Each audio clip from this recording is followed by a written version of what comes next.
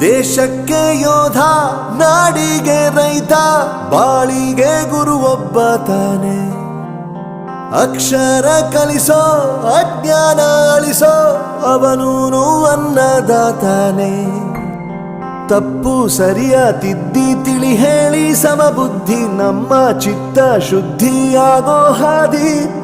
ಎಷ್ಟೇ ದೂರ ಹೋದ್ರೂ ಮರಿಬೇಡ ನಿನ್ನ ಬೇರು, ನಿನ್ನ ಸಾಧನೆಗೆಲ್ಲ ಇದುವೇ ಆದಿ. ಪಾಠಶಾಲಾ